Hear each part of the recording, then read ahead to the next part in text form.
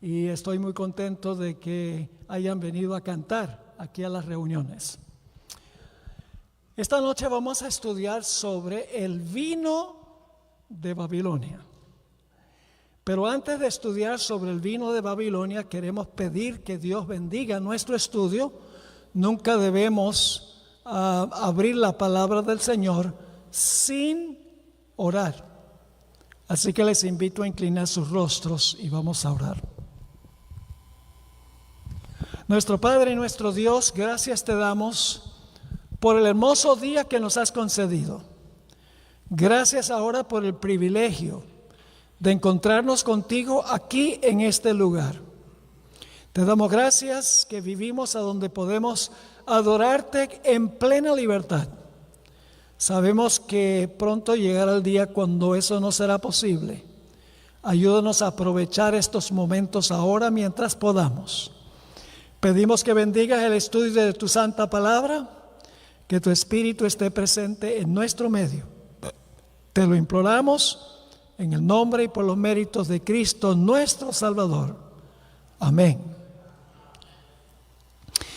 Vamos a comenzar leyendo el mensaje del segundo ángel de Apocalipsis y vamos a conectarlo esta noche con el mensaje del primer ángel un poco más adelante.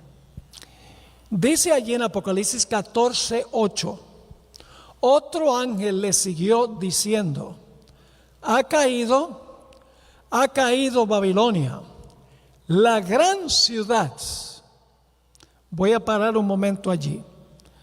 ¿Por qué cayó Babilonia, la gran ciudad? Aquí viene la razón.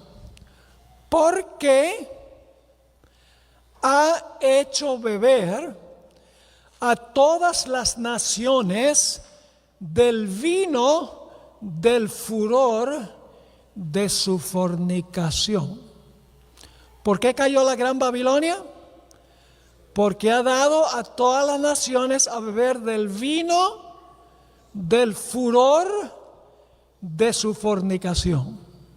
¿Ahora qué significa eso? Vino del furor de su fornicación. Bueno, lo primero que queremos estudiar esta noche es que Babilonia tiene un significado amplio y un significado más limitado.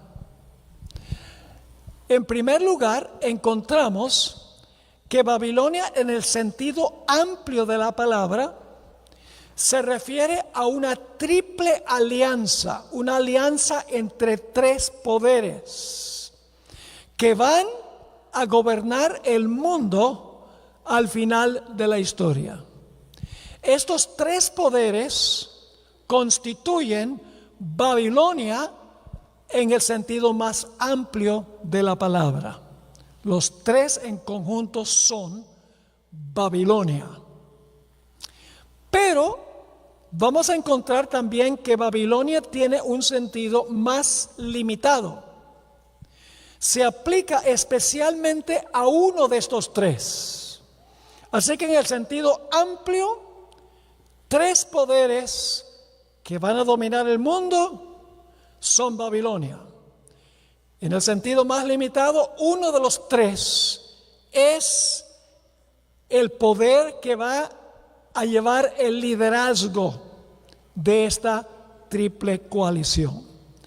Vamos a leer en cuanto a estos tres poderes en Apocalipsis 16, el versículo 13 y 14 y luego el versículo 19. Apocalipsis 16, 13 y 14 y el versículo 19. Y mientras ustedes están buscando eso, quiero mencionarles que he traído un material muy valioso. Hace unos años enseñé una clase ancla sobre los mensajes de los tres ángeles.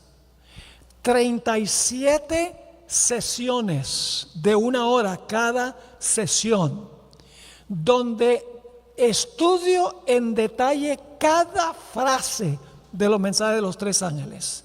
Un tema sobre qué significa temer a Dios, otro tema sobre cómo darle gloria, otro tema sobre la hora del juicio, otro tema sobre adorar al Creador. Así sucesivamente, 37 capítulos.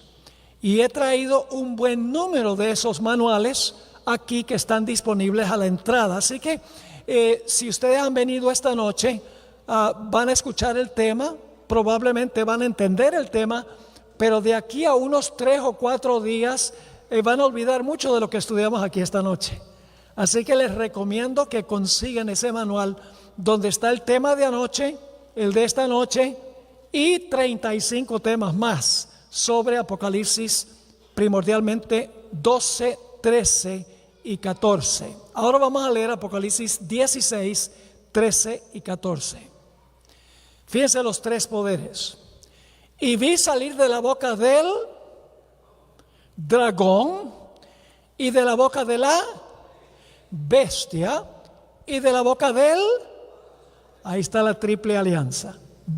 Los 3 son Babilonia, en conjunto, en el sentido más amplio. Más adelante vamos a hablar del sentido más limitado. Y luego dice, de la boca salen 3 espíritus inmundos a manera de ranas, que el versículo 14 dice que son espíritus de demonios. Es decir, esta triple alianza es controlada por demonios que hacen señales y van a los reyes de la tierra, los gobernantes civiles, en todo el mundo para reunirlos a la batalla de aquel gran día del Dios Todopoderoso, que es la batalla de Armagedón. Es decir, esos 3 espíritus inmundos que controlan a esta triple alianza, dragón, bestia y falso profeta, van a reunir a todos los reyes del mundo para batallar en contra del Dios del cielo. Pero va a llegar un momento en que esta coalición se va a desbaratar en 3 partes. Es decir, van a terminar peleando uno con el otro, donde antes estaban unidos en sus propósitos. Noten el versículo 19 del mismo capítulo 16 y el versículo 19. Y la gran ciudad, ¿cuál es la gran ciudad? Babilonia. La gran ciudad fue ¿qué? Dividida. Antes, ¿cómo estaba la gran ciudad? Unida. Ahora, ¿qué va a pasar? La gran ciudad fue dividida. ¿En cuántas partes? En 3 partes. ¿Cuáles son las 3 partes? El dragón, la bestia y el falso profeta, según el contexto. Es decir, donde antes estaban unidos, ahora la coalición se va a dividir. Ya no van a estar unidos. Así que dice, la gran ciudad fue dividida en 3 partes. Y las ciudades de las naciones cayeron. Y ahora fíjense cuál es la ciudad, la gran ciudad. Y la gran Babilonia vino en memoria delante de Dios para darle el cáliz del vino del ardor de su ira. Dios también tiene un vino que le va a dar a la gran Babilonia cuando la gran Babilonia se desintegre en 3 partes, donde antes las 3 partes estaban unidas. Ahora, estos 3 poderes no aparecen por primera vez en el capítulo 16. Estos 3 poderes aparecen primero en Apocalipsis 12 y 13 y luego en el capítulo 16 y los vamos a seguir de nuevo en el capítulo 19. Ahora, vamos a repasar los 3 poderes que se mencionan en Apocalipsis 12 y 13, que son los mismos poderes que leímos ahora del capítulo 16. ¿Cuál es el primer poder? El primer poder es el dragón. Y vamos a encontrar que el dragón representa ¿a quién? El dragón representa a Satanás, pero escuchen bien. Representa a Satanás obrando a través de los poderes civiles de la tierra. Es decir, el dragón es Satanás, el que está detrás de todo. Pero es Satanás usando los gobiernos del mundo para cumplir sus propósitos. Y vamos a dar la evidencia de eso dentro de unos momentos. El dragón le entregó a la bestia del mar. En Apocalipsis 13, la primera parte, hay una bestia que se levanta del mar y dice que el dragón le entrega a la bestia que se levanta del mar su poder, su trono y su autoridad. Y entonces ahora, como el dragón le dio el reino a la bestia del mar, ahora la bestia del mar gobierna. Y según la profecía, gobierna este poder, esta bestia del mar gobierna por 1260 años. O Daniel dice tiempos y la mitad de un tiempo. Y Apocalipsis 13 dice por 42 meses, que es el mismo periodo de tiempo. Son 1260 años. Así que el dragón le da su trono, su poder y su autoridad a la bestia. La bestia entonces gobierna 1260 años y al final de los 1260 años la bestia recibe una herida mortal y por un periodo pierde su poder. Pero luego pasa algo interesante. Después que la bestia está fuera de comisión por un tiempo, entonces se levanta otra bestia de la tierra, ya no del mar. Es la segunda bestia de Apocalipsis, el capítulo 13. Se levanta esta bestia de la tierra, también se conoce como el falso profeta, dicho sea de paso. Y esta bestia que se levanta de la tierra, escuchen bien, esta bestia que se levanta de la tierra, le restaura el poder a la bestia que recibió la herida mortal. Es decir, la segunda bestia de Apocalipsis 13, la bestia que se levanta de la tierra, y ya vamos a identificar qué representan estas bestias, pero la bestia que se levanta de la tierra, su único propósito es devolverle el poder a la bestia del mar que recibió la herida mortal. ¿Vamos bien o no? Ahora, esto lo vamos a notar claramente a medida que estudiemos los versículos a donde se describe esto. Ahora quiero decir algo sobre Apocalipsis 17. Apocalipsis 17 también menciona tres poderes. Son los mismos tres poderes de Apocalipsis 12 y 13 y Apocalipsis 16, pero tienen diferente nombre. En vez de la bestia, en Apocalipsis 17 habla de una ramera. La bestia de Apocalipsis 13, la bestia del mar, es lo mismo que la ramera. La bestia que se levanta de la tierra se le llama el falso profeta. Y en vez del dragón están los gobiernos del mundo, los reyes de la tierra. Es decir, en Apocalipsis 12 y 13 es dragón, bestia y la bestia de la tierra. En Apocalipsis 17, en lugar de la bestia, la ramera. En lugar del dragón, los reyes de la tierra. Y en lugar de la bestia de la tierra, el falso profeta. Es decir, en Apocalipsis 17 se le da un diferente nombre, pero son los mismos tres poderes. Ahora, ustedes podrían decir, Pastor Borg, ¿cómo es que usted dice que el dragón de Apocalipsis 12 son los mismos reyes de Apocalipsis 17? ¿Cómo puede decir eso? ¿Por qué no dice dragón también en Apocalipsis 17? Le voy a dar la razón. En el libro de Apocalipsis, el dragón primero representa a Satanás, pero siempre Satanás obrando a través de los gobernantes, de los reyes de la tierra. En un sentido, los reyes de la tierra también son el dragón, son los emisarios de Satanás, del dragón. Ahora les voy a dar la evidencia de eso. En Ezequiel 29:3, y no tenemos tiempo de leer todos los versículos, yo los tengo aquí todos escritos, más fácil para mí leerlos que para ustedes conseguirlos tan rápido que los presento. Pero en Ezequiel 29:3, ¿sabe a quién se le llama el gran dragón? Faraón, un gobernante civil. Dice allí en Ezequiel 29:3, habla y di, así ha dicho Jehová el Señor, he aquí yo estoy contra ti, Faraón, rey de Egipto, el gran dragón que yace en medio de sus ríos. Un gobernante civil se le llama, un rey se le llama ¿qué cosa? Gran dragón, el mismo nombre de Satanás.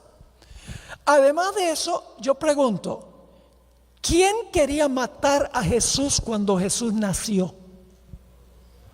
¿Quién quería verlo muerto?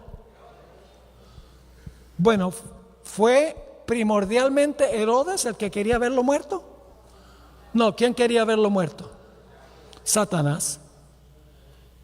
El dragón Satanás usa a Herodes, el gobernante civil, para cumplir sus propósitos. Herodes es el dragón del dragón, podríamos decir. Nota en Apocalipsis el capítulo 12 y el versículo 14, dice, el dragón se paró frente a la mujer que estaba para dar a luz a fin de devorar a su hijo tan pronto como naciese. El dragón se paró al lado de la mujer para devorar al niño, que en este caso es Jesús. Yo pregunto, ¿Satanás se paró al lado de la mujer en persona?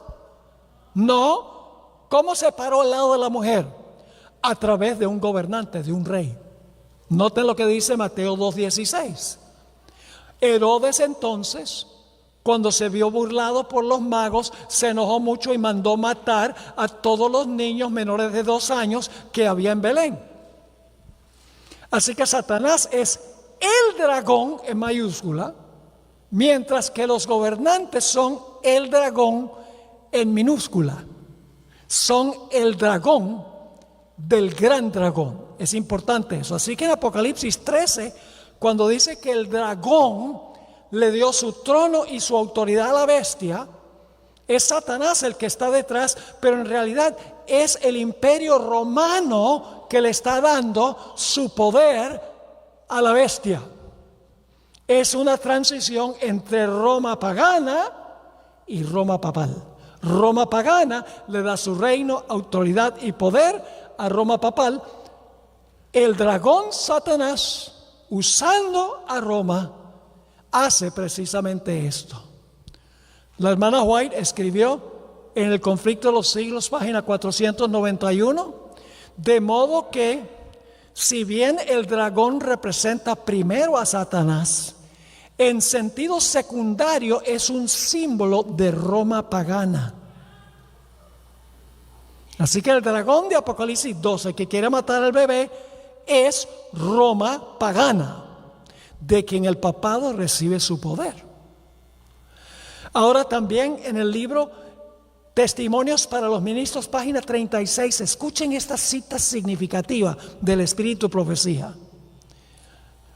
Los reyes, príncipes y gobernantes. ¿Quiénes son ellos? ¿Poderes religiosos o poderes civiles? Poderes civiles. Reyes, príncipes y gobernantes han colocado sobre sí mismos el rótulo del anticristo y son representados por el dragón que va a hacer guerra contra los santos. ¿Quiénes son representados por el dragón? Los reyes, los príncipes y los gobernantes. Porque Satanás usa los poderes civiles, él está invisible a los ojos, pero él influye sobre los gobernantes civiles para cumplir sus propósitos. Y en el conflicto de los siglos, página 58, la hermana White escribió, en el siglo VI, el papado, siglo VI es el año 538, en el siglo VI el papado se había establecido firmemente. El asiento de su poder quedó definitivamente fijado en la ciudad imperial, es decir, en Roma, y el obispo de Roma fue proclamado cabeza de toda la iglesia. El paganismo, que es el dragón en este caso, el paganismo había cedido su lugar al papado. ¿Quién le dio el poder al papado? ¿Fue Satanás o fue el Imperio Romano? Satanás a través de el Imperio Romano. El paganismo había cedido su lugar al papado. El dragón le dio a la bestia su poder y su trono y grande autoridad. Así que, ¿qué representa el dragón? El dragón representa primeramente a Satanás, pero en sentido secundario representa los poderes civiles que usa Satanás para cumplir sus propósitos, los gobiernos. En el caso del dragón en Apocalipsis 12 se trata de Roma imperial dándole su puesto a Roma papal. ¿Vamos bien o no? Ahora, tenemos un segundo poder. No solamente tenemos el dragón, sino que tenemos también a la bestia que se levanta del mar, que representa lo mismo que la ramera en Apocalipsis 17. La bestia del mar representa lo mismo que la ramera en Apocalipsis, el capítulo 17. Ahora, ¿qué características tiene esta bestia que recibe su poder del dragón, de Satanás, obrando a través del Imperio Romano? Voy a darles las características y ustedes van a saber a qué poder se refiere. En primer lugar, es una bestia que recibe su trono y su autoridad del Imperio Romano. Es decir, tiene que ser un poder romano. En segundo lugar, gobierna por 42 meses. 42 meses por 30 días cada mes da ¿cuánto? 1260. Y tiempo es la mitad de un tiempo, 3 tiempos y medio, multiplicados por 360 días cada año, ¿cuánto les da? 1260 días. Y por si acaso, también hay una profecía que dice que este poder gobernó 1260 días. La Biblia lo dice en 3 maneras: 42 meses, tiempo, la mitad de un tiempo, y 1260 días. Es decir, después que este poder recibe su trono y su autoridad de Roma imperial, gobierna por 1260 años. Esta bestia habla blasfemias contra el Altísimo.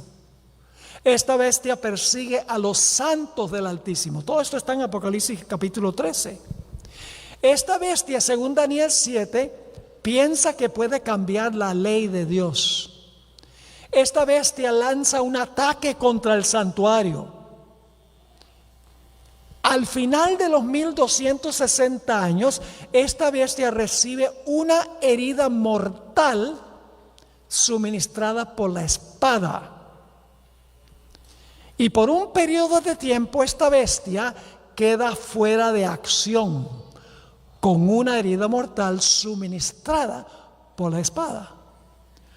Pero luego vamos a encontrar que después de un tiempo, cuando digamos está moribundo, después de un periodo inactivo, se levanta una segunda bestia de la tierra para ayudar a la bestia que recibió la herida, para que se le sane la herida.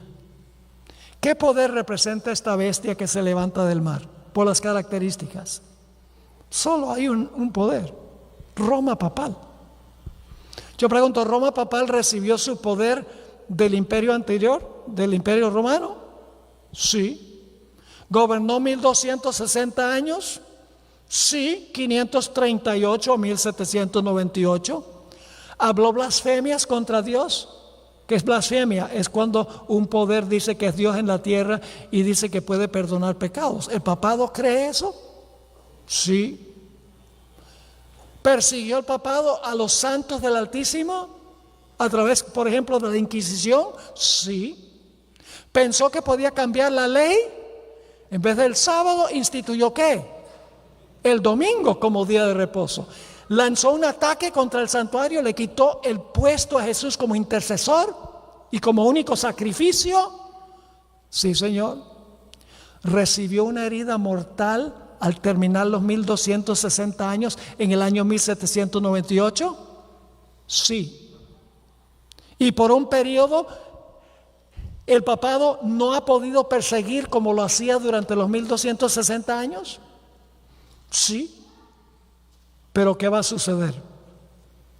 Su herida mortal va a ser sanada y entonces se va a portar en el futuro como se portó en el pasado. Se va a levantar la persecución contra el pueblo de Dios. Ahora hablemos de la bestia que se levanta de la tierra para sanarle la herida a la bestia que se levantó del mar. Vamos a ver que esta bestia, todo lo que hace es para beneficiar a la bestia que se levantó del mar, para restaurarle el poder al papado. Y ustedes dicen, ¿cómo es eso? Ustedes pueden leer todas estas características en Apocalipsis 13. Dice allí que la bestia de la tierra usará toda su autoridad para que la gente adore a la primera bestia. Dice que impondrá la autoridad de la primera bestia. Todo lo que hace, lo hace en presencia de la primera bestia. Hace una imagen de la primera bestia, en honor a la primera bestia, e impone la marca de la primera bestia. Me da la impresión de que esta bestia que se levanta de la tierra, su único fin es glorificar a la bestia anterior y devolverle el poder que perdió. Este poder es representado por la ramera de Apocalipsis 17. Pero en Apocalipsis 17, este poder, la bestia que se levanta de la tierra, en realidad tiene otro nombre. Y el nombre es las hijas de la ramera. Así que en Apocalipsis 12 y 13, el dragón representa Roma imperial, le da su trono, poder y autoridad a la bestia del mar, al papado. El papado recibe una herida mortal, queda fuera de comisión. Los últimos 200 años no ha podido perseguir como hacía durante los 1260 años. Y luego, después de un periodo donde está convaleciendo, se levanta la bestia de la tierra, que es lo mismo que las hijas de la ramera, y esta bestia de la tierra le devuelve el poder a la primera bestia, sanándola de su herida mortal. Ahora quiero que vayamos a Apocalipsis 17 y necesito decirles algo. Aunque Babilonia se aplica a los tres, porque fíjese que dice que hay tres: dragón, bestia, falso profeta, reyes, ramera, hijas de la ramera. Los tres en conjunto son Babilonia. Hay uno de estos poderes que está controlando y dirigiendo a los otros dos poderes. Los otros dos poderes son solamente títeres de este poder. ¿Y a cuál poder me refiero? Bueno, déjenme contarles un poquito de una historia que encontramos en el Antiguo Testamento y en la muerte de Juan el Bautista. En el Antiguo Testamento tenemos la historia de Elías. ¿Quién quería la muerte de Elías? ¿Quién es el personaje peligroso de la historia? Jezabel. El rey solo, sin que Jezabel lo influyera sobre él, ¿quería la muerte de Elías? No, solamente porque Herodías, solamente porque Jezabel quería la muerte. Pero ¿a quién tuvo que usar Jezabel para cumplir sus propósitos? Tuvo que influir sobre el rey y sobre los falsos profetas para buscar a Elías donde lo podía conseguir. Tenemos una triple alianza ahí: un rey, una ramera y los falsos profetas que son emisarios de la ramera. ¿Me están siguiendo o no me están siguiendo? Lo mismo sucede con Juan el Bautista. ¿Quién quería la muerte? Juan el Bautista es el Elías del Nuevo Testamento. Jesús lo dijo en 3 lugares, digo. No es Elías en persona, pero vino con el espíritu y el poder de Elías. ¿Quién quería la muerte de Juan el Bautista? Herodías es la peligrosa. Ella es la que está maniobrando y controlando y dirigiendo todo. ¿El rey Herodes era enemigo de Juan el Bautista? No, a él le agradaba escuchar a Juan el Bautista. Pero ¿qué tuvo que hacer Herodías? Tuvo que influir sobre su hija, para que su hija influyera sobre el rey, para que el rey mandara matar a Juan el Bautista. Esa es la relación de los poderes en Apocalipsis 17. La ramera se alía con los reyes de la tierra y con sus hijas para acabar con el remanente de Dios. Vamos a leer Apocalipsis 17, 1 al 6. Vino entonces uno de los 7 ángeles que tenía las 7 copas y habló conmigo diciéndome: ven acá, te mostraré la sentencia. ¿Contra quién? Contra la gran ramera. ¿Por qué se llama la gran ramera? Bueno, es el mismo poder que la gran Babilonia, ¿verdad? Pero fíjense que este es el sentido limitado. Ahora va a hablar de la que dirige todos los movimientos. Los 3 son Babilonia. Los 3 van a dar su vino a las naciones. Pero hay una que maniobra y dirige todo, la ramera. Ella es Babilonia en el sentido limitado de la palabra. Así que dice: te mostraré la sentencia contra la gran ramera, la cual está sentada sobre muchas aguas. ¿Qué son las aguas? El mismo capítulo, versículo 15 dice: las aguas que ha visto son multitudes, naciones, lenguas y pueblos. Ella se sienta sobre todas las naciones del mundo. Pero hay otro poder aquí. No solo controla las muchedumbres, sino que dice: con la cual han ¿qué? Fornicado los reyes de la tierra. Ahora aparecen los reyes de la tierra, que es lo mismo que el dragón. La ramera va a usar los reyes. Dice: con la cual han fornicado los reyes de la tierra, y los moradores de la tierra se han embriagado con el vino de su fornicación. Ya vamos a hablar del vino. Y me llevó en el espíritu al desierto y vi una mujer sentada sobre una bestia escarlata llena de nombres de blasfemia. Fíjense, ahí está interesante. Blasfemia. Que tenía 7 cabezas y 10 cuernos, y la mujer estaba vestida, noten los colores, de púrpura y escarlata, y adornada de oro, de piedras preciosas y de perlas. Y tenía en la mano un cáliz de oro, una copa, lleno de abominaciones y de la inmundicia de su fornicación. ¿Qué nombre lleva esta ramera? Y en su frente un nombre escrito, un misterio, ¿qué? Babilonia la grande, pero ella es solamente una de las partes de Babilonia. La bestia del mar o la ramera. Los otros 2 poderes, la bestia de la tierra o el falso profeta y el dragón o los reyes de la tierra, también son parte de Babilonia, también participan en el conflicto final bajo la dirección de ella. Pero hay otro miembro de la coalición esta. No solamente la ramera fornicando con los reyes, sino que dice: Babilonia la grande, ¿la qué? La madre de las rameras. Tiene hijas. Tienen hijas que nacieron de ella. ¿Saben que yo no conozco a la primera madre que no tenga hijos? Conozco mujeres que no tienen hijos, pero no conozco ni una sola madre que no tiene hijos. En este caso, las rameras son mujeres, así que son hijas de la ramera. Las hijas de la ramera son lo mismo que hizo Salomé, influyendo sobre el rey. ¿Están conmigo? Y lo mismo que hizo Jezabel, influyendo sobre Acab. Al final de la historia, la ramera va a influir sobre los reyes para tratar de matar a los fieles de Dios. Y usted dice: ¿es verdad eso? Pues terminamos de leer el pasaje.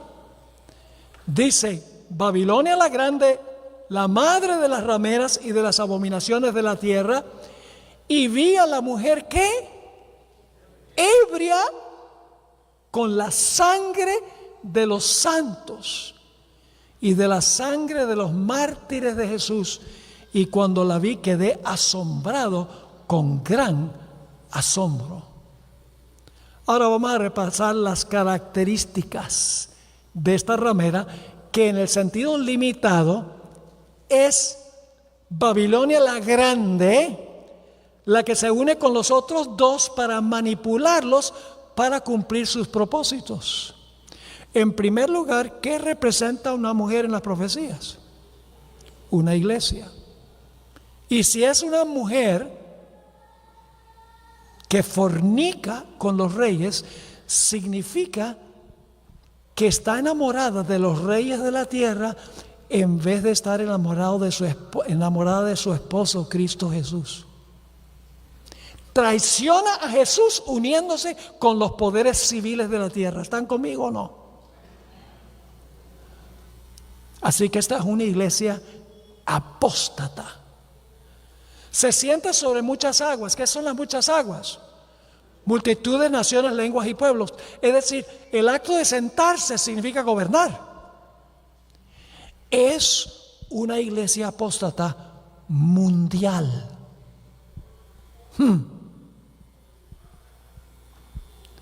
En tercer lugar, tiene una relación adúltera con los reyes de la tierra, lo cual significa que está metida en la política. No solo es iglesia, sino que es una iglesia que emplea a los poderes civiles del mundo. Tiene una copa en su mano llena del vino de sus abominaciones. El vino son sus abominaciones. ¿Qué clase de vino es? Vino fermentado, vino adulterado, vino que emborracha. No es jugo de uva, no es Welch's.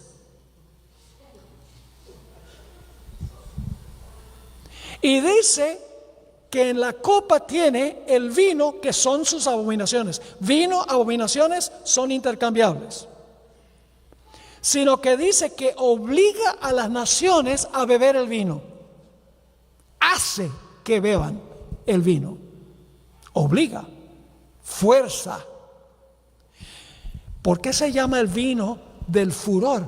Porque el que no quiere beberlo se gana la furia de la ramera y de los que beben. Yo le voy a leer citas.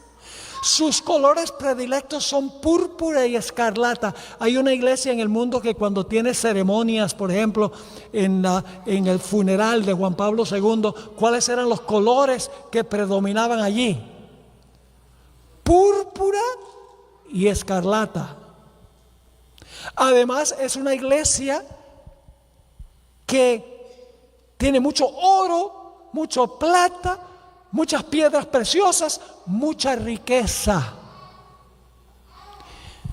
Tiene hijas que nacieron de ella. Las iglesias protestantes nacieron de la madre y siguen muchas de las prácticas y creencias de la madre. Por ejemplo, creen que el infierno arde para siempre, como la madre. Creen que los muertos, cuando mueren, el alma sale del cuerpo, como la madre. Creen que el día de reposo es el domingo, como la madre. Nacieron de ella y nunca se zafaron de las doctrinas de la madre completamente. Es una iglesia que en su historia emborracha a las naciones con su vino. Además de ser un poder religioso, es un poder político, porque cuando ustedes leen Apocalipsis 17, 18, dice que la ramera también es la ciudad. Y una ciudad es una entidad política. ¿Cuál es la única iglesia en el mundo que cuadra con esta descripción? Ustedes lo saben. La iglesia romana. La iglesia papal. Una vez yo estaba dando una semana de oración en la Universidad Adventista en Argentina, en Puigari. Y yo prediqué un tema y presenté todas las características de la ramera.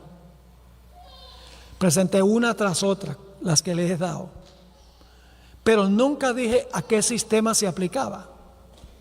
La próxima mañana, en las entrevistas, porque los alumnos venían a entrevistas durante el día y tenía el tema en la noche, vino una enfermera que era estudiante allí y entró a la entrevista y me dijo: pastor, quiero que sepa que usted ofendió a mi iglesia anoche. Y yo la miré y le dije: yo anoche no mencioné ninguna iglesia. Y me miró y me dijo: sí, pero por las características de Dios se sabía de qué iglesia estaba hablando. Pues si las características anuncian cuál es la iglesia sin yo decírselo, debe pensarlo. Las características son claras. Ahora, ¿notan ustedes que dice que Babilonia ha caído? Ha caído. ¿Por qué se repite? Porque ha caído de verdad, ¿verdad? Cuando Dios quiere recalcar algo, lo repite 2 veces. Le dio a Faraón el mismo sueño 2 veces. Y Jesús, cuando quería decir algo muy importante, decía: de cierto os digo. Es decir, eso está hablando de la caída de verdad de Babilonia, de la cual no se levantará. Ahora, ¿por qué va a caer Babilonia? Leí el texto al comienzo, pero vamos a leerlo de nuevo. El mensaje del segundo ángel, Apocalipsis 14:8, dice: otro ángel le siguió diciendo: ha caído Babilonia, la gran ciudad. Y ahora fíjense, la siguiente palabra, ¿cuál es? ¿Por qué? ¿Qué significa por qué? ¿Por qué cayó? Porque ha hecho beber a todas las naciones del vino del furor de su fornicación. ¿Por qué cae Babilonia? Porque Babilonia le ha dado su vino a todas las naciones y a los reyes de la tierra. Y claro, la pregunta inmediata que surge es: ¿qué representa el vino? No es vino literal. No es una botella de vino que van allá al almacén y compran una botella de vino que si toman demasiado se emborrachan. En Apocalipsis tenemos símbolos. Las bestias representan poderes y el vino aquí es simbólico. Representa algo más allá de lo que es literal. ¿Por qué razón es que Babilonia le da vino fermentado a las naciones? Le voy a decir qué representa el vino y luego lo vamos a comprobar. El vino representa falsas doctrinas, falsas enseñanzas que emborrachan espiritualmente a las naciones de tal manera que no pueden comprender ni aceptar la verdad. ¿Cuántos de ustedes han procurado darle un estudio bíblico a un borracho? Es inútil, porque los borrachos se las saben todas. Usted le puede decir que esto es rojo y él no es azul, porque los borrachos saben todo. Tienen el cerebro entorpecido. No pueden pensar claro, no pueden distinguir entre la verdad y el error.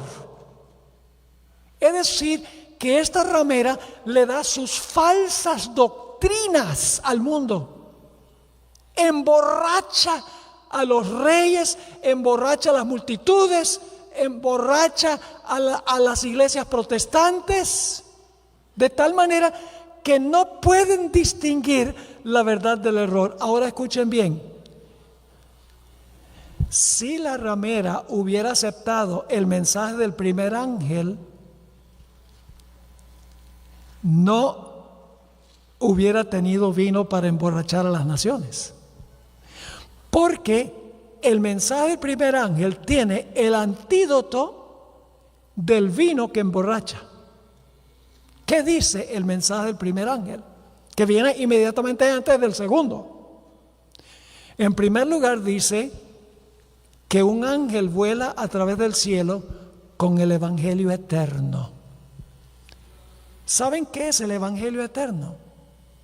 3 cosas. Número 1, que Jesús fue sacrificado de una vez por todas por los pecados de la raza humana. ¿Qué enseña la iglesia romana? Que Cristo muere de nuevo en cada misa. No de una vez por todas. El Evangelio dice que Cristo es nuestro único intercesor. ¿Qué dice la iglesia romana? El sacerdote es el que intercede por los pecadores. La Biblia dice que somos salvos por la justicia única de Cristo, mientras que la iglesia romana dice que te puedes salvar por tus obras. Si la ramera hubiera aceptado estas verdades, no estaría enseñando lo contrario. Si hubiera aceptado el mensaje del primer ángel, no tendría vino para darle a las naciones. Además de eso, el mensaje del primer ángel dice que debemos temer a Dios. Y cuando esa expresión temer a Dios aparece en la Biblia, se usa sinónimamente con obedecer los mandamientos de Dios. Teme a Dios y guarda sus mandamientos, dice en Eclesiastés el capítulo 12, porque esto es el todo del hombre. Cuando Abraham fue para sacrificar a Isaac y obedeció a Dios, levantó el cuchillo para clavárselo a su hijo. Su mano fue detenida por el ángel y Dios le dijo: Abraham, ahora creo que temes a Dios, porque había obedecido a Dios, aunque Satanás había procurado que desobedeciera a Dios, diciendo: Dios dijo no matarás. ¿Cómo tú crees que Dios va a mandarte a matar a tu hijo? Trató de sembrarle dudas, pero Abraham obedeció a Dios. Y cuando Abraham fue a Gerar y le dijo a Abimelech que Sara era su esposa, que Sara era su hermana, y no le dijo que era su esposa, Abimelech la tomó como mujer. Y esa noche tuvo un sueño, y en el sueño Dios le dijo: sí, es hermana de Abraham, pero también es la esposa, y no la tomes como tuya o te va a ir mal. Y entonces viene Abimelech y se queja a Abraham y le dice: ¿por qué tú me mentiste? ¿Por qué no me dijiste toda la verdad? ¿Sabes lo que dijo Abraham? Él dijo: no hay temor de Dios en este lugar, y tenía miedo que me mataran. Donde no hay temor de Dios, la vida está en peligro, la propiedad está en peligro. Es decir, temer a Dios significa guardar los mandamientos de Dios. En segundo lugar dice que debemos darle gloria a Dios, el mensaje del primer ángel, que significa revelar su carácter. En tercer lugar dice que estamos ahora en el juicio. ¿Qué enseña la iglesia romana y las iglesias protestantes? No enseñan que el juicio comenzó en cierto momento. El juicio de toda la raza humana comenzó en 1844. Para la iglesia romana y para las iglesias protestantes, el juicio es cuando una persona se muere. Si la persona fue buena, el alma se va para el cielo. Y si fue mala, a quemarse en el infierno. Entonces el juicio es cuando la persona se muere. Pero si la iglesia romana hubiera aceptado la realidad que el juicio comienza en determinado momento, 22 de octubre de 1844, y luego se examinan todos los casos en orden cronológico, no enseñaría que cuando una persona muere hay algo que sale del cuerpo para un lugar o para otro. Y el mensaje del primer ángel manda a adorar al Creador, y el Creador tiene una señal: el sábado. Si la iglesia romana hubiera aceptado el mensaje del primer ángel, no tendría vino para emborrachar a la gente, sino que tendría jugo Welch's. Jugo de uva, puro. Pero adulteró la doctrina y le dio la doctrina a toda nación. Le dio el vino a las iglesias protestantes, a los gobernantes del mundo, y los gobernantes del mundo no pueden ver cuál es la verdad por la sencilla razón de que están borrachos. Ahora quiero leerles una cita del Espíritu de Profecía sobre lo que es el vino. Testimonios para los ministros, página 59. Las denominaciones religiosas caídas son Babilonia. ¿Qué es Babilonia? Las denominaciones religiosas caídas son Babilonia. Babilonia ha estado promoviendo doctrinas venenosas. El vino del error. ¿Qué es el vino del error? Doctrinas venenosas. Este vino de error se compone de falsas doctrinas, tales como la inmortalidad natural del alma, el tormento eterno de los malos, la negación de la preexistencia de Cristo antes de su nacimiento en Belén, y el defender y exaltar el primer día de la semana por encima del día santo de Dios. Estos errores y otros similares, porque cuando ella habla de los muertos y habla del infierno y habla del día de reposo, esos son solamente 3 ejemplos que está dando, porque dice: estos errores y otros similares son presentados al mundo por las diversas iglesias, no solamente la romana, las diversas iglesias. Y así se cumple el pasaje que dice: porque todas las gentes han bebido del vino del furor de su fornicación. Ahora escuchen, un furor es lo que producen falsas doctrinas. Y cuando los reyes y presidentes beben de este vino, del furor de su fornicación, resultan movidos por la ira contra aquellos que no estarán de acuerdo con las herejías falsas y satánicas que exaltan el descanso espurio e inducen a los hombres a pisotear el monumento conmemorativo de Dios. ¿Por qué se le llama el vino del furor de su fornicación? ¿Con quién fornica la ramera? Con los reyes. ¿A quién les da vino? A los reyes. ¿Y qué pasa cuando los reyes beben el vino? ¿Se llenan de qué? De furor. ¿Furor contra quiénes? Contra los que no quieren beber el vino. ¿Están entendiendo el cuadro? Ahora vamos a especificar cuáles son las abominaciones. Específicamente, dijimos que son falsas doctrinas, que emborrachan a la gente.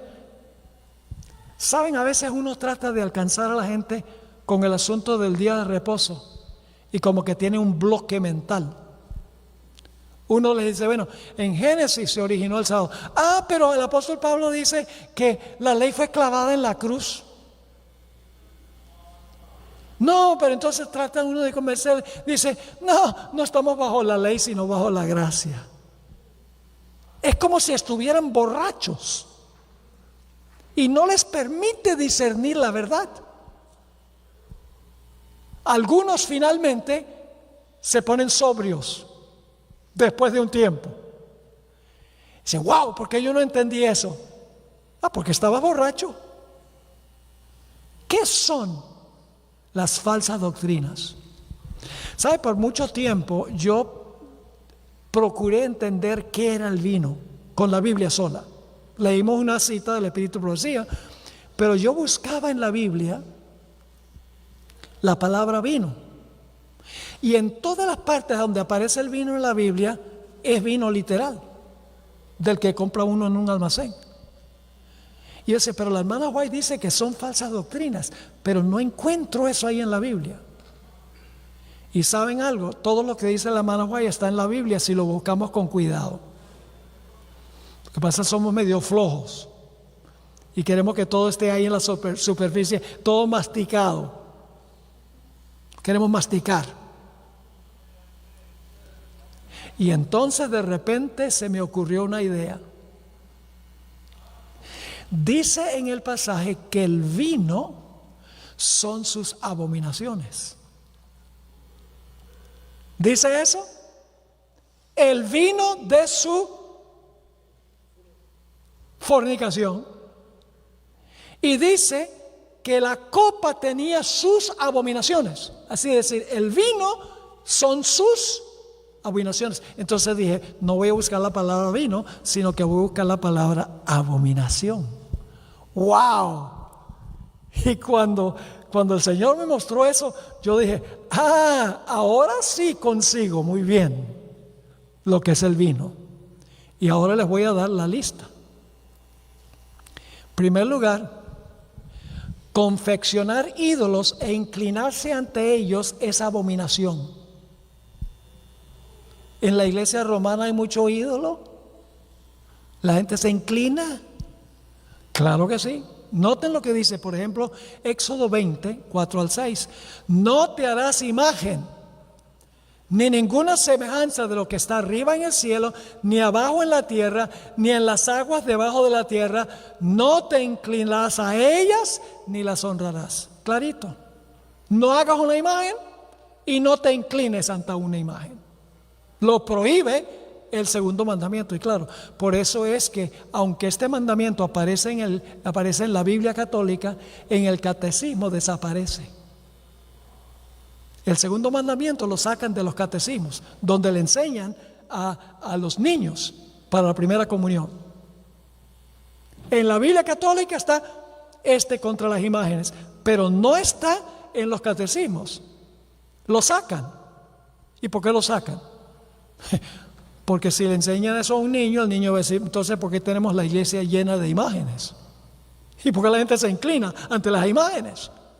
Y cuando sacan el segundo mandamiento,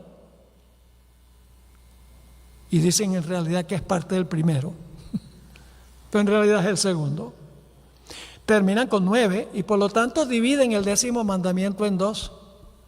No codiciarás los bienes de tu prójimo es uno, y no codiciarás la mujer de tu prójimo es otro. Codicia es codicia, mis hermanos. No son 2 mandamientos, es uno solo. Pero como sacan el segundo, tienen que dividir el 10º para terminar con 10. Y ustedes dicen, bueno, pero ahí no dice que es abominación. Sencillamente dice, no hagas una imagen ni te inclines ante la imagen. Pero en Deuteronomio 7:25, y tengo otros textos aquí que están todos estos en el manual, solo voy a leer uno. Deuteronomio 7:25 dice, hablando Dios a Israel cuando iban a entrar a la tierra prometida: las esculturas de sus dioses quemarás en el fuego. No codiciarás plata ni oro de ellas para tomarlo para ti, para que no tropieces en ello, pues es abominación a Jehová tu Dios. Ahí conéctala. El asunto de hacer imágenes y adorarlas con la palabra abominación. Y Deuteronomio 27 dice, y hablarán los levitas y dirán a todo varón de Israel en alta voz: maldito el hombre que hiciere escultura o imagen de fundición, abominación a Jehová. Esa es parte del vino en la copa. Hacer imágenes e inclinarse a ellas, la ramera. Otra abominación es consultar a los muertos,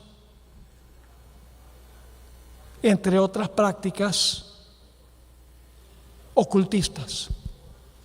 Deuteronomio 18, 9 al 12 dice, Dios le dice a Israel, cuando entres a la tierra que Jehová tu Dios te da, no aprenderás a hacer según las abominaciones de aquellas naciones. ¿Cuáles son algunas de esas abominaciones? No se ha hallado en ti quien haga pasar su hijo o a su hija por el fuego, ni quien practique adivinación, ni agorero, ni sortílego, ni hechicero, ni encantador, ni adivino. La palabra adivino no es la mejor traducción, es un medium. ¿Sabe lo que es un medium? Es una persona que pretende poder traer a los muertos. Pero para pensar que tú puedes traer a un muerto para hablar contigo, tú tienes que creer que el alma del hombre es inmortal. Ni adivino, ni mago, un espiritista, ni quien consulte a los muertos. Yo pregunto, ¿la Iglesia Católica le dice a sus feligreses que le oren a los muertos? ¿Que le oren a María y todos los santos? ¿Pretende poder hablar con los muertos? Según la Biblia, eso es abominación. Es parte del vino. ¿Saben qué más es abominación? Es no hacerle caso a la ley de Dios. La idea de que una persona puede salvarse en sus pecados. Porque nadie puede guardar la ley, supuestamente. Fíjense lo que dice Proverbios 28:9 en cuanto a eso. El que aparta su oído para no oír la ley, su oración también es abominable. Que dice que no, lo único que tiene que hacer es confesarte al sacerdote y él te perdona, pero no tiene que cambiar nada en tu vida. El que aparta su oído para no oír la ley, su oración también es abominable. ¿Y saben qué más es abominación? El otro extremo también es abominación. La idea de que uno puede salvarse por sus obras.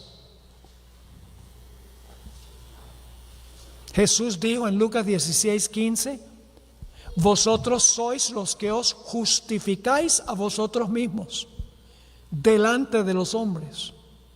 Está hablando de los dirigentes religiosos, los sacerdotes, los escribas y los fariseos.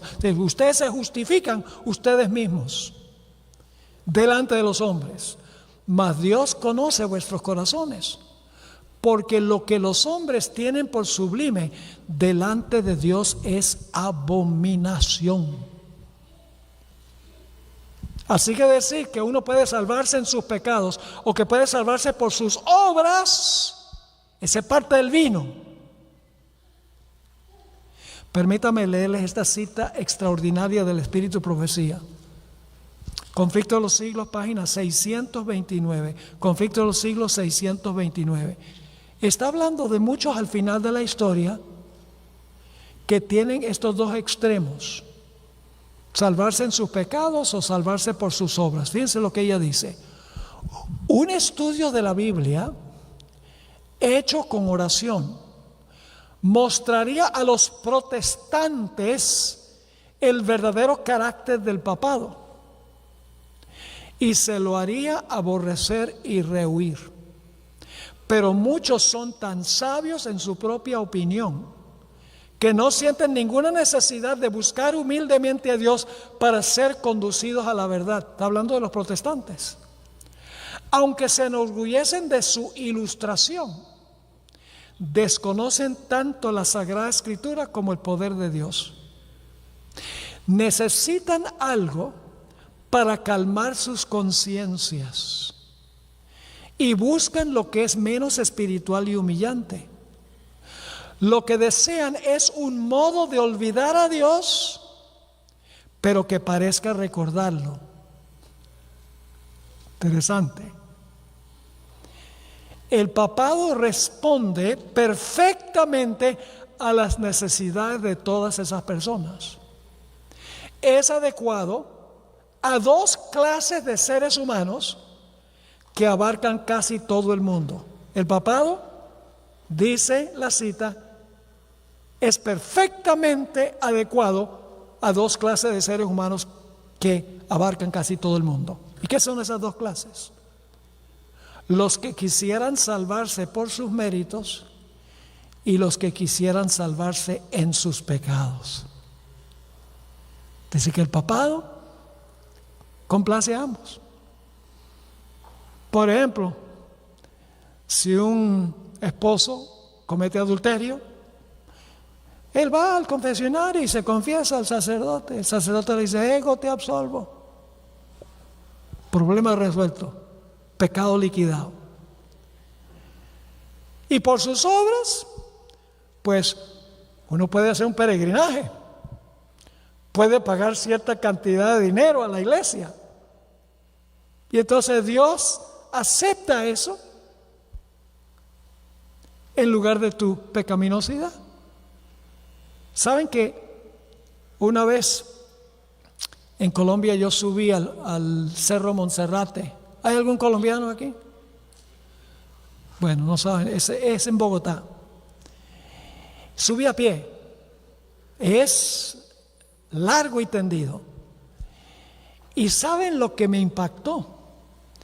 Es que había personas que estaban subiendo el Cerro Monserrate de rodillas, haciendo penitencia, supuestamente para ganar méritos con el Señor. Así que si tú eres católico, te puedes salvar por tus obras o te puedes salvar en tus pecados. Igual. ¿Saben qué más es abominación?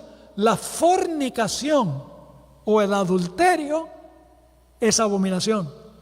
¿Y qué hace la ramera? Fornica con los reyes de la tierra. Ustedes pueden leer eso, Jeremías 13, 26 y 27, dice que es una abominación, adulterio o fornicación. ¿Saben qué más es abominación? Derramar sangre inocente. ¿Y qué ha hecho la ramera a través de la historia? A través de la Inquisición y otros métodos. En la masacre de San Bartolomé, con los valdenses en el Piamonte, tiene las manos manchadas de sangre. La Biblia dice que derramar sangre inocente es abominación. Es más, Proverbios 17:15 dice: el que justifica al impío y el que condena al justo, ambos son igualmente abominación a Jehová. ¿Saben qué más es? La homosexualidad es una abominación. ¿Saben lo que el Papa ha dicho recientemente? Que en algunos casos está bien que un hombre se case con un hombre y una mujer con una mujer, y que la iglesia puede hacer ese matrimonio. Ha dicho el Papa presente. Pero la Biblia dice que esa es parte del vino, porque dice en Levítico 18:2: no te echarás con varón como con mujer, es abominación. Pero ¿saben cuál es la más grande abominación de todos? La adoración al sol. La iglesia romana está obsesionada con el sol. Yo tuve el privilegio de visitar el Museo del Vaticano. Los cálices, las ventanas, los altares, las vestiduras sacerdotales, las imágenes, las copas, todo está lleno de simbolismo solar.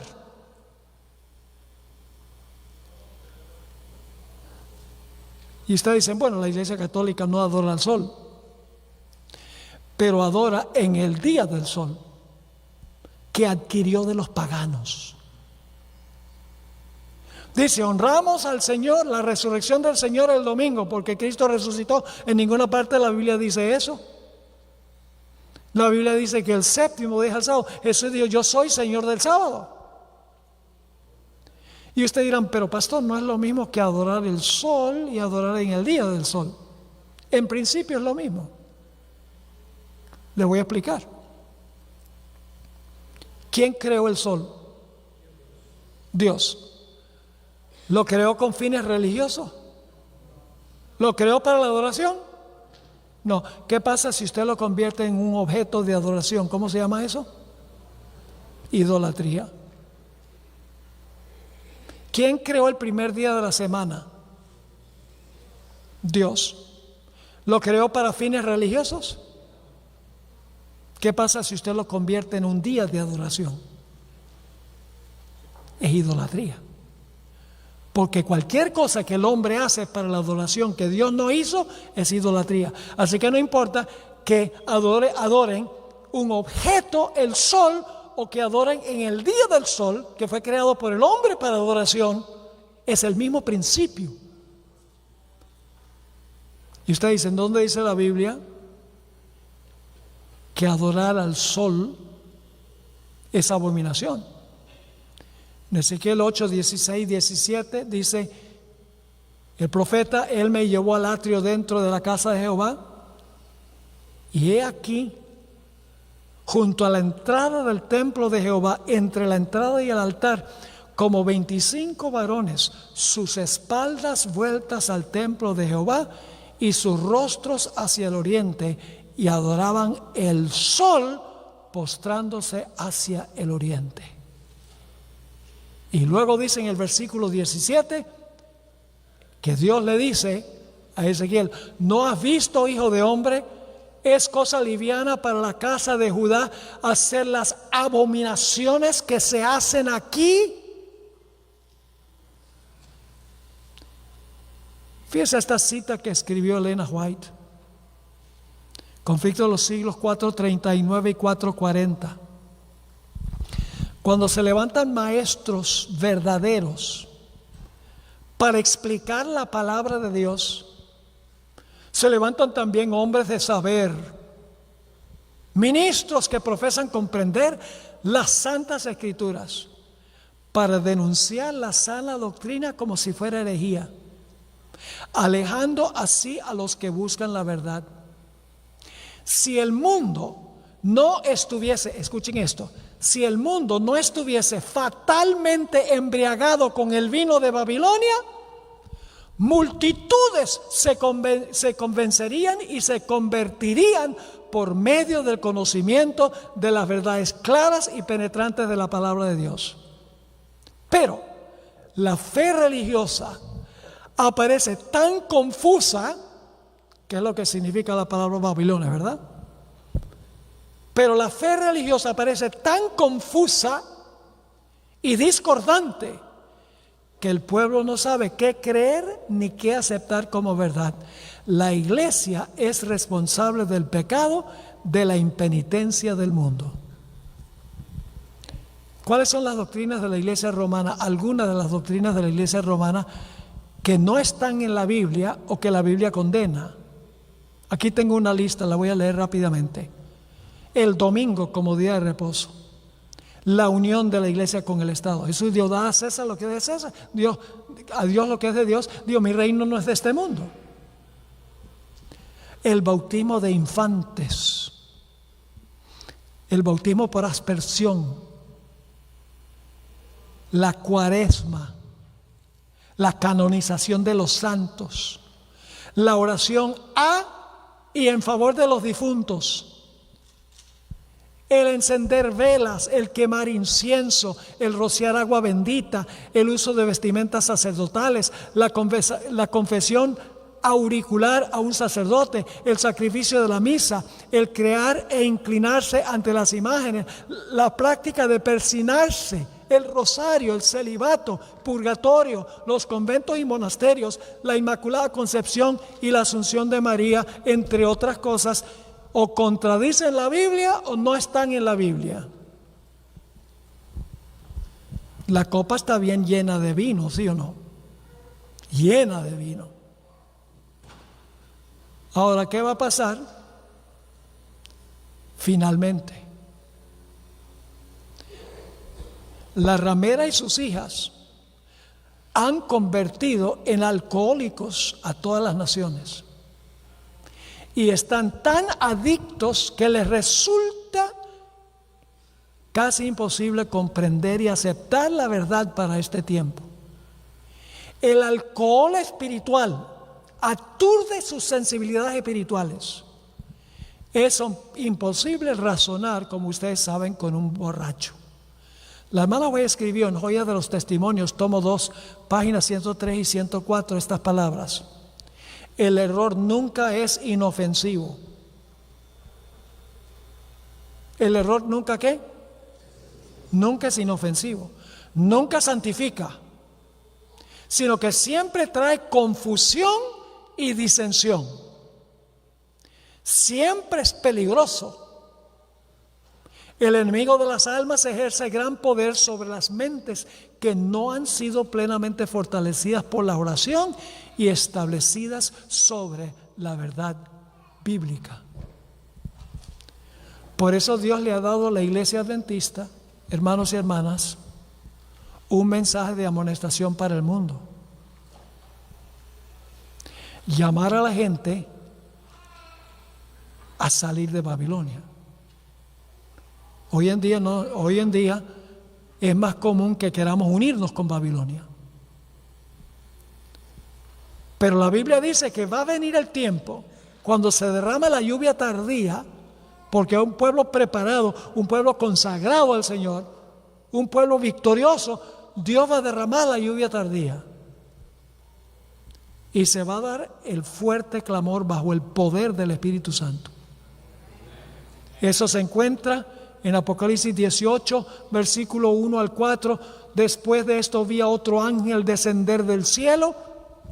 Y fíjense que esta es una intensificación del mensaje del segundo ángel. El mensaje del segundo ángel dice: ha caído Babilonia porque ha dado el vino a las naciones.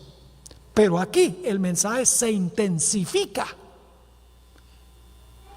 Dice: desciende del cielo con gran autoridad, y la tierra fue alumbrada con su gloria. Y clamó con voz potente, por eso se le llama el fuerte clamor, con voz potente, diciendo, se repite ahora el mensaje del segundo ángel, pero esto es al final de la historia: ha caído la gran Babilonia. Y fíjese que se ha puesto peor Babilonia, porque dice: se ha hecho habitación de demonios y guarida de todo espíritu inmundo y albergue de toda ave sucia, inmunda y aborrecible. ¿Sabe lo que representan las aves? Estamos hablando del lenguaje simbólico. Las aves representan a Satanás y sus ángeles. ¿Recuerdan en la parábola del sembrador, donde dice que parte de la semilla cayó en el camino y vinieron los pájaros y se llevaron la semilla? Y luego Jesús explica que Satanás quita la semilla. Representa a los demonios. Babilonia va a estar llena de demonios. Estará peor que cuando primero se dio el mensaje. ¿Y por qué va a estar en esta condición? ¿Por qué va a estar habitación de demonios, guarida de todo espíritu inmundo, albergue de toda ave inmunda y aborrecible? Ahora viene la razón: porque todas las naciones han bebido del vino del furor de su fornicación, y los reyes de la tierra han fornicado con ella, y los mercaderes de la tierra se han enriquecido de la potencia de sus deleites.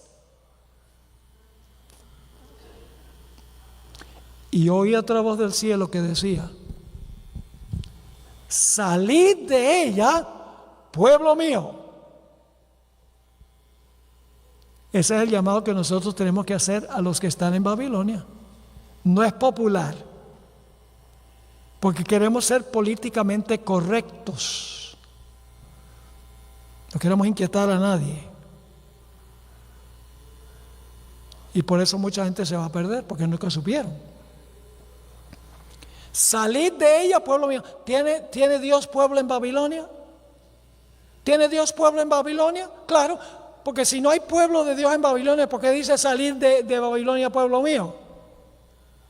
La mayoría, la hermana White dice que la mayoría del verdadero pueblo de Dios está en otras iglesias. Personas que aman a Jesús, les sirven con todo el corazón de acuerdo a la luz que tienen. Pero va a llegar un momento en que ellos tienen que tener toda la luz para poderse mantener firmes en la crisis que pronto vendrá. Ahora, permítame terminar diciéndoles esto. Dios le hizo una recomendación a los reyes, a los gobernantes. Se encuentra en Proverbios 31, 4 y 5. No es de los reyes, oh Lemuel, no es de los reyes beber vino. La ramera le da vino a los reyes, vino espiritual, falsas doctrinas, doctrinas adulteradas. No es de los reyes, oh Lemuel, no es de los reyes beber vino, ni de los príncipes la sidra. ¿Por qué no? No sea que bebiendo olviden la ley y perviertan el derecho de todos los afligidos. ¡Wow! ¡Qué tremendos versículos esos! Termino con dos historias. Y solo las voy a contar, tengo los versículos, están en el manual que les mencioné. La historia de Nadab y Abiú. Dios había mandado que cuando entraran fuego al santuario para quemar incienso, tomaran el fuego del altar del sacrificio, porque ese fuego era santo, porque Dios había llovido ese fuego ahí. No me lleven fuego común, Dios dijo. Lleven el fuego santo que yo lloví sobre el altar. Pero la historia dice en Levítico 10 que Nadab y Abiú entraron al santuario con fuego extraño, fuego común, no el fuego santo que Dios había mandado. Y Dios dijo: ¿a qué importa? Fuego es fuego. ¿Eso fue lo que dijo Dios? No. Dice la Biblia que Nadab y Abiú cayeron muertos en el santuario, porque habían tomado lo que era común y se lo presentaron a Dios como si fuera santo. Tenemos el otro lado de la moneda.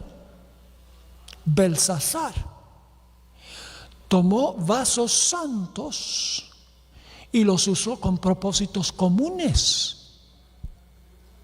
La otra cara de la moneda. Y Belsasar fue destruido esa noche cuando estaba haciendo el banquete.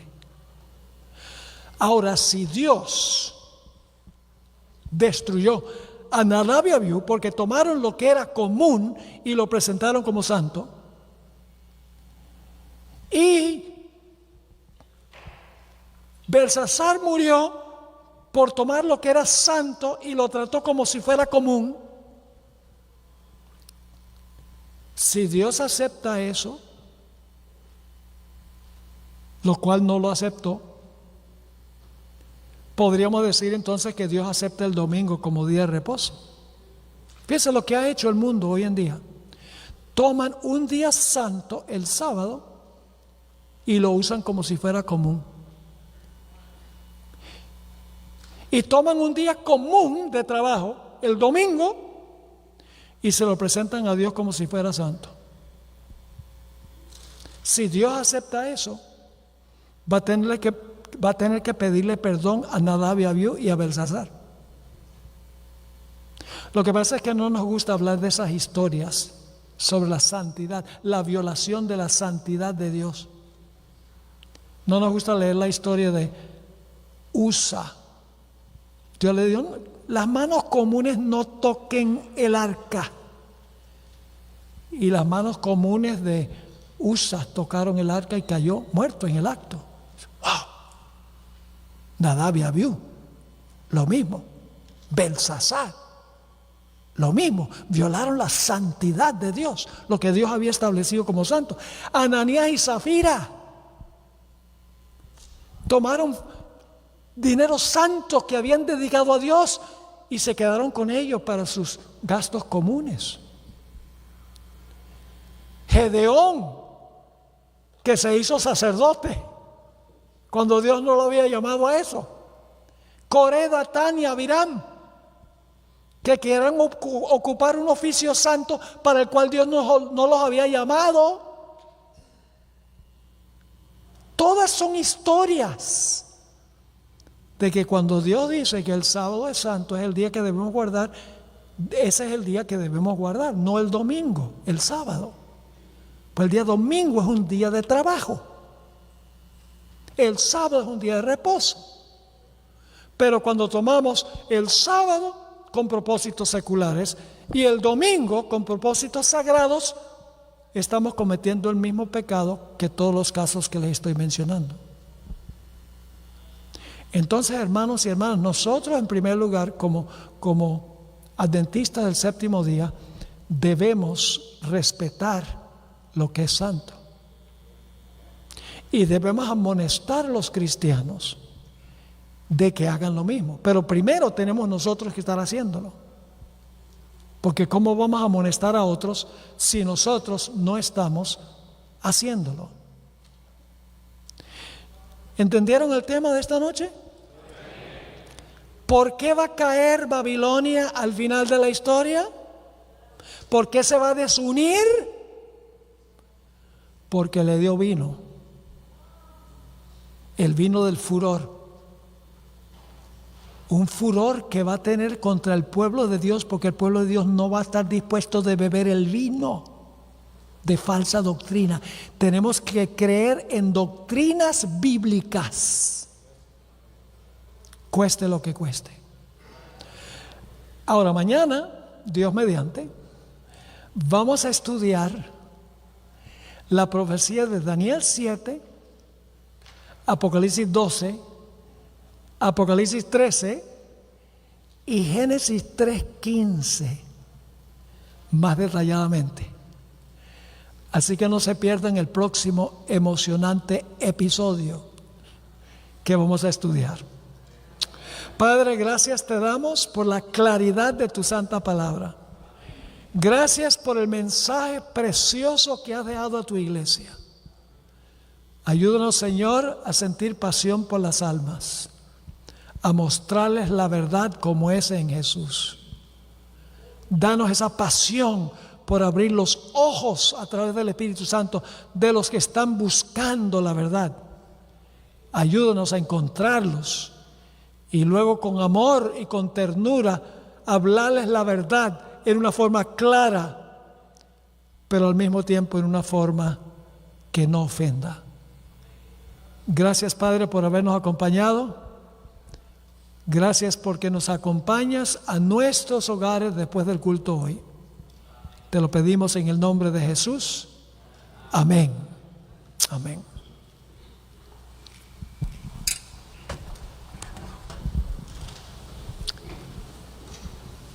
¿Algún himno final?